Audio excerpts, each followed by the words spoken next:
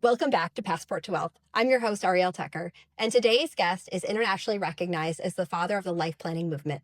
George Kinder is a visionary in financial life planning who has transformed the way we think about money, purpose, and fulfillment.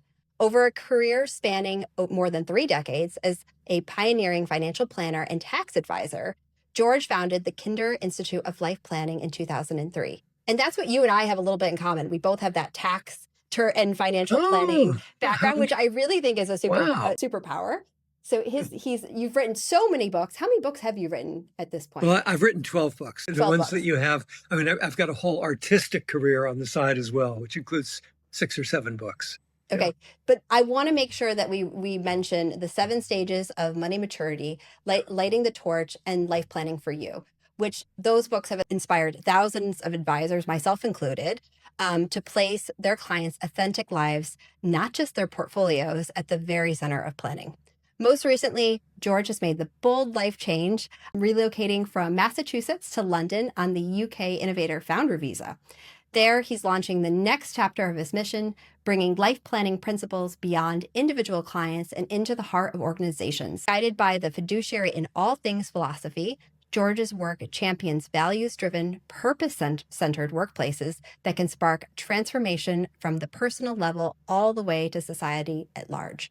Please join me in welcoming George Kinder, mindfulness teacher, author, financial philosopher, and a living example of how a deeply intentional move abroad can be a powerful chapter in one's life plan.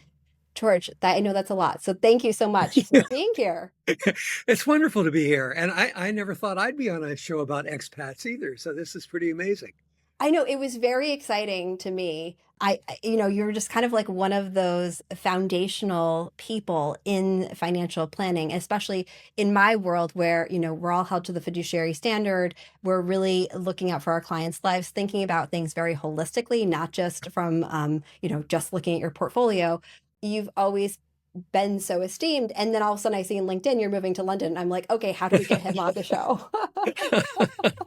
Very cool. I'm so glad you did.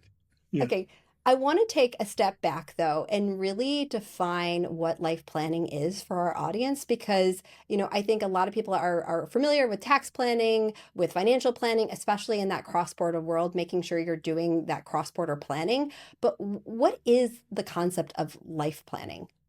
I think the main concept is that the has to do with the old way of doing financial planning. The original way was kind of sale, or it was spreadsheet oriented, or it was kind of legalistic and it had to do with regulations. And what I realized was that people need to come first. Our clients have to come first. And the question then became, well, what is that? What does it mean to put a client first? And it's not just about charging, although charging is very important. And it's not just about doing money in a holistic way, thinking about all the different elements of money. It's really about stopping and just asking who the client really is and who they really want to be. And you can't do that superficially. And you need to set the stage so that the client can listen to themselves, so that they trust you. They don't think you're just a money guy, just that you're taking advantage of them in some way.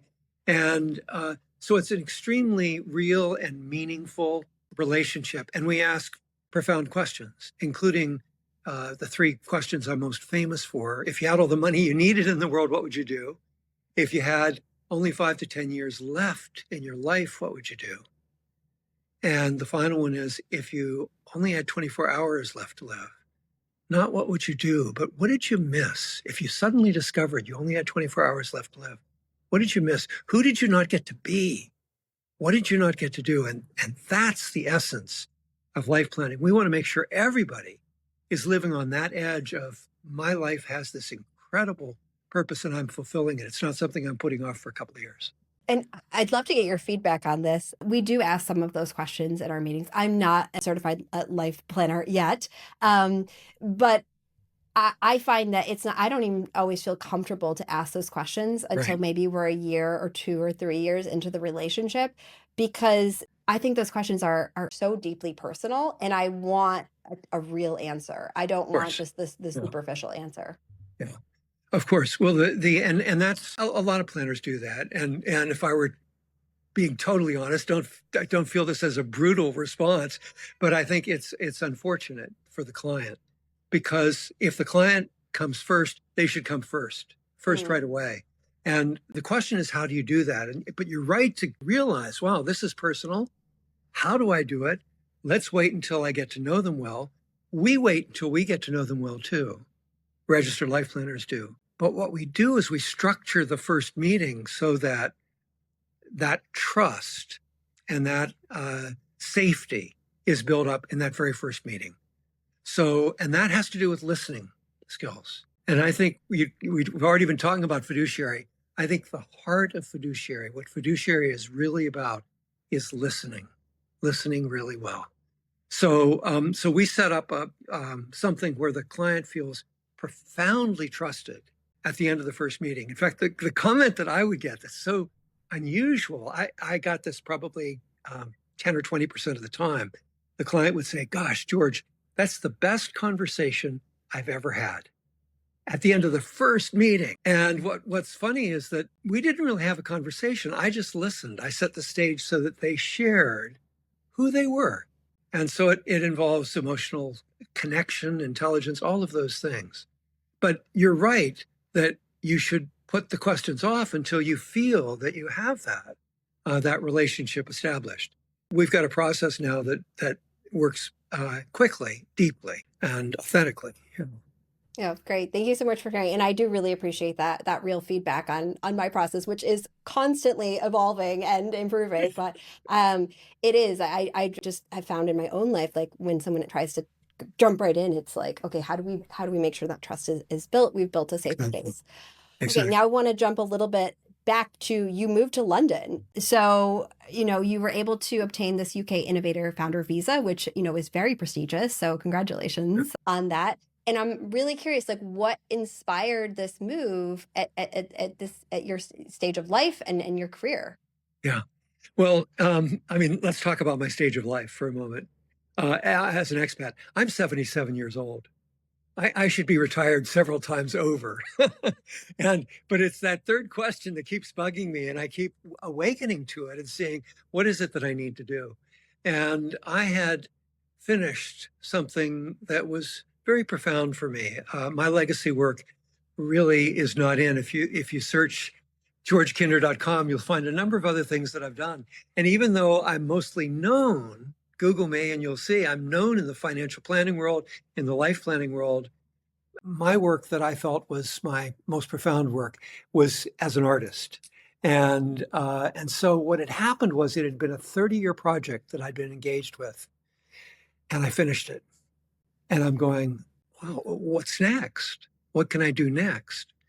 And I'd begun already to write some books on civilization. And in the latest book that I wrote, called The Three Domains of Freedom, the third domain of freedom is that civilization is yours. And you and I know, and the audience knows, wait a minute, that isn't how it feels right now in America or in the world right now. And I thought, well, I want to make it happen. That's really how it should be. And I thought that, so one of the thoughts was in America, there's a lot of a bullying culture going on right now online. And I thought, I'm trying to do something profound, something meaningful, something outside the box. It's not the place to get hit on in social media with that bullying culture. And I thought, where could I do this? And at the same time, Kathy and I, as I said, I'm 77. So I realized I'm going to be 87 in 10 years. I better get busy if I got stuff to do. And so I was thinking, where could I do it? And then we were thinking about retiring. And we thought, where would be, if we weren't to go to a facility as we retire, where would we go that would still have access to all these things? And we've been coming over here for many years, a couple of months a year. And we said, well, London, wouldn't that be cool? So the only way I could get to London was applying for a visa. And the only visa I could get, even at age 77 and with savings, the only visa I could get was this Innovator founder visa to launch a startup. So I thought, all right, how am I going to make civilization, how am I going to put it into a business that makes civilization come alive with freedom for people, so that we all feel that civilization is trustworthy, just as a great life planner is trustworthy for their client. And that's why I'm here. I'm excited about it. And I convinced, how did I do it? I had to write the very complex business plan. And I convinced the UK government that I had, not only was it innovative, which was their number one thing, so it's very innovative, but it had to be viable and scalable. So they believe in this. And most people get awarded this visa in like 4 weeks to 4 months. I got mine in 9 days. Wow. I'm here cooking. And that's my expat story. I'm not retiring. I've got to prove this to the UK. How long does this visa last? Well, the visa itself, the UK government has given me 3 years, but my wife's just given me 6 months. So you know how that is. Sounds like me. Yeah, I mean, it's we're in a relationship, and that's important. And so I'm like 3 months in. And it looks like it's going to happen. But I'm really cooking, Ariel, in a way I've never done before. So for me, being an expat, it's not about retiring as much as it is about getting re-energized in a way in the world that's really profoundly exciting and energizing. What better place to launch a startup that I would like to take all over the world than London, which is one flight away from most of the major business capitals, political capitals, artistic capitals of the world. Oh, very exciting. And it was so interesting to me that you're seeing that bullying culture and you realize like, I need to be able to do this next thing. I need to leave. And we hear that from a lot of expats. Oh, well, yeah. To be able to pursue kind of their true self. They are like realizing I'm not in a society or an environment that I can be fulfilled. And so in that way, I think that there's kind of like, even if people aren't necessarily doing those life planning exercise or understand what they're doing, they're understanding like, to be my true self, I need to go somewhere else. Sometimes that's abroad. I also think it's very interesting that the only visa that you could get was the Innovator visa, and you had to create a business plan in a startup. And I just want to take a moment and highlight, like, every country has different visa opportunities and environments. The UK has a higher threshold, right, than if you were to think about maybe some Southern European countries where you can just show I have enough passive income, and therefore I have a right to move here. Right. The UK doesn't have something like that. And so it's really important that just because you have a lot of money or you've had a very successful career, once you get to a certain age, a lot of countries are starting to look very critically about who they're letting in, how they're letting them in, and what benefits are they even going to be able to access. Well, in a way that's predictable because of the issue of immigration being big everywhere. And I wasn't prepared for it. I thought, gee, I've been coming over here for 20 years. I spent a couple of months here. They're going to let me in. Nope. Yep. And I had to put on this brain hat that I had way back in college. I didn't know I could do the things I could do to create a business plan that would actually then convince an endorsing body to say, yeah, this is great. This will work. You went to one of those no-name universities, right? So yeah, exactly. Go to Harvard. You really have to sell yourselves. I mean, it was so strange because, all these brain cells were working in ways that I had not seen since I had been at Harvard. And here I'm 77. I mean, it was just astonishing that was still there. And this is one of the keys about life planning as well, and maybe expats as well.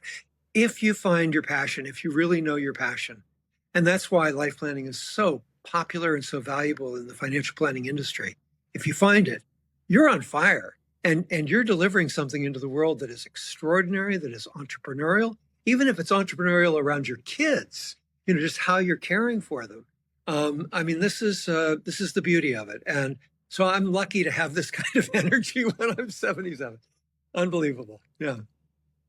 I want to go over to this concept of the fiduciary of all things. How does this philosophy extend beyond financial advice and into the life that you are living and building, especially considering, being an expat? Yeah, it's a profound thing. And the book that I showed you earlier, The 3 Domains of Freedom, is really all about it. And the way that I think of fiduciary in all things, first you have to understand what fiduciary means. And it really means putting your client ahead of your own self-interest. But even that, before that, it's about trust again, what we were just talking about. It's amazing. And trust is delivered through great listening. So it starts with interior listening. And I don't know if you know this, Ariel, but there's an amazing piece of science that was done last year that was reported in Scientific American in December of 24. And that is that listening is 100 million times as fast as thinking. Oh, wow. Okay. 100 million times as fast as thinking. And I think, frankly, we're about to move into a listening society as opposed to a thinking society, just in terms of the basics of where we're going. So first it starts with listening in here, listening to ourselves. That's very profound. When you listen to a client, they get inspired and they move into the life they're meant to live in. Well, what's happened in civilization, fiduciary in corporations, the fiduciary rules in corporations are that you have to be a fiduciary to your shareholders. That's it. And what that means is that you're a fiduciary to profit. And that's where all the problems, I mean, I think we ought to be fiduciaries to profit, but if it's just to profit, that's where all the problems come from. So what we're finding right now is something really amazing in civilization. After this 250 years of explosion of creative and entrepreneurial energy that we think of as capitalism, what we're finding is that negative externalities of corporations that are going to scale globally, those negative externalities are also scaling globally, and they're scaling faster than we can cope with. So that's what global warming, climate change is about. That's what this fear of autocracy is about. It's scaling faster. That's kind of a natural negative externality of capitalism because it's a hierarchical system. The third one is inequality. That also comes directly from capitalism. Another one is in the media, how we're really losing our ability to trust what the media says. So that's directly counter to fiduciary. So what I've done is in our world, we're fiduciary to our clients. And that's a beautiful thing, more than just to shareholders. B corporations have created this thing where you're fiduciary to people, planet, and profit. And what I've said in my work is we ought to extend it so that it covers everything. So I've put, we have to be fiduciary to the truth. If we're an institution, we have to be a fiduciary to the truth, or democracy and commerce are threatened, not to mention science. And we have to be a fiduciary to democracy. So that's fiduciary in all things. And I'm promoting it as a standard that we ought to be adopting, in society as a rule, basically, that when you get organized, you have to say, hey, I'm going to be fiduciary in all things. But what I'm doing in a business is I'm going one business at a time. Let me show you how to do it so that your people that work for you get energized, get excited, you become more productive. Yeah, you're going to become more profitable too. And here's the funny thing. You'd think that with all these requirements, that this would be a highly regulated thing, and that would be the thing that people would object to. Actually, if you look at it, it is promoting a world that will be far less regulated. The reason that we have high regulation is because we're only paying attention to profit. And that means that the human side keeps going, you're taking advantage of me. Let's make a regulation so you can't do that. Let's just make it a law you can't do it. Then you don't need the regulations. Yeah. I think kind of going back to what I'm seeing with, a lot of the expats that we work with, they're coming over, working for major corporations. They are so burnt out. And so oftentimes we don't talk about retirement in the same way, because you can't go and work in big tech until you're 65. No one does that, right? You are thinking about your life in stages, and you're like kind of saying, I'm working here now, and maybe I'll make it till 45 or 50. And then my next stage would be a much less intense job, or I'm doing consulting or something else. So we're already kind of shifting this way that we think about retirement conversations. And I think about that a lot with this concept of fiduciary in all things is, how do we do good by our shareholders, but also by our people, right? And we're not burning people out, and then we're doing good things for the environment. And I'm really excited about the work that you're doing, because I can see the power and the impact that it could have on our world, especially right now, right? With all the news coming out of the US, it's a really, really scary time. And so I just want to say thank you for the work that you're doing. And I'm really excited to kind of share that with our audience as well.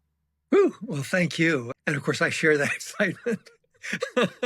And it's funny. I think we don't understand the time we're in. because of all that stuff, because of this separation into power camps in the world. That's not where we really are in the world. Where we are is that 90% of humanity has a smartphone, 90%. What if this smartphone was subject to fiat, fiduciary in all things, and it was required to tell the truth, the whole truth, and nothing but the truth in everything that it did? How would the world change? And think about, democracy. Would we, wouldn't we be able to make decisions pretty well? I mean, yeah, we still have our differences. We live in different parts of the world. We're different ages. We have different, genes and social backgrounds, but we'd be able to make those decisions. That's the time we're in right now. Humanity has come together, and we're finding these forces that are largely driven by extreme power. We find these forces that are saying, no, I'm going to take my camp and we're going to make it this way. No, this is a time for all of humanity. It's time for the whole earth. And fiat is a system that, in fact, can enable that for humanity. It's a beautiful time, a beautiful thing. Completely agree. So going back a little bit, I want to make sure we get this question in, but how can our listeners start kind of their own life planning journey, even if they're not ready to work with, a life planner? Yeah, I mean, the books that I wrote were written for the consumer, so they could read one of those financial planning books, particularly the Life Planning for You book is kind of a self-help, or if you want a more deep psychological, philosophical book, The 7 Stages of Money Maturity. We also have a website that's free called Life Planning for You, where you could dive in. But the truth is, there's nothing better than having a human being sitting next to you who you trust and who you can talk with about who you really want to be. Most of us don't have that.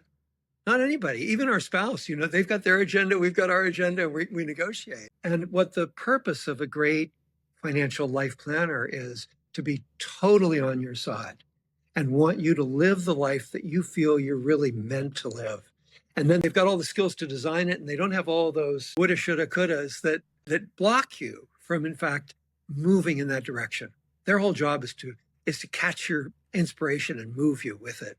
And your life becomes much more productive when that happens. If you just hold on to yourself and you go, well, in a couple of years, I'll do it, you're not very productive.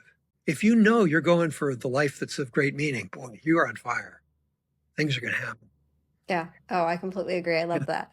What is one habit or practice that's really been a game changer for you living a life that's very intentional?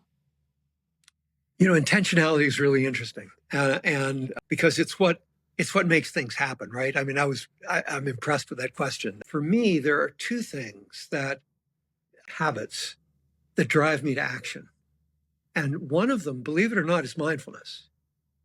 Because what mindfulness is a practice of the mastery of the present moment.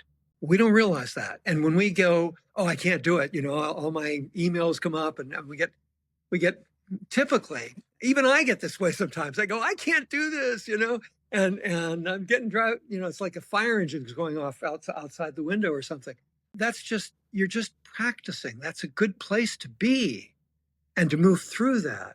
So the more that you're able to master the present moment and have access to being able to move in it in a very functional way, action-oriented way, the more alive you're going to be. So mindfulness has been number 1. And the number 2 is those 3 questions. I remind myself of them all the time. What is it that I really want to be doing? London came out of the blue, just as a place to visit, out of the blue, back in, 2007, maybe. I couldn't figure out how it got there, but within 2 or 3 months, I was over here, kind of experimenting, seeing why it had come alive for me. So those 2 habits have been very powerful. Completely agree. And I think in my own journey, I've seen that. Like at this point, I realized a few years ago, I'm totally unemployable because I have so much passion and vision. And when you have that passion and vision, you have to just honor that and live it and follow your path. And so I've kind of been on this journey of self-discovery, of figuring out and allowing myself to explore. And I think you've talked a lot about childlike mindfulness and play and kind of living in that. And I am loving being there as an expat and just trying out new things, not Good. being like allowing yourself to be scared and saying, Yeah. it's okay. Like it's uncomfortable. That's Yeah. okay. And so anyways, I've learned so much from your books and it's been such a pleasure to have you on today. Thank you for sharing. Is there anything else you'd like to leave our audience with today? A final thought? No, I think we've covered everything. It's been really, wonderful to be here, and I've learned a lot. Just hearing you talk about what it's like for others to be an expat. It's a challenge, obviously, probably for everybody, but so exciting. If it's in your third question, go for it. Oh, I love that. Yes. Okay. Awesome. Thank you so much, George. Thank you. The content shared in this podcast is intended for informational and entertainment purposes only and should not be considered financial, tax, or legal advice. We encourage you to consult with a qualified financial advisor, tax professional, or other licensed expert before making any decisions based on the topics discussed. Everyone's financial situation is unique, and personalized guidance from a trusted professional is the best way to ensure your choices align with your individual goals and circumstances.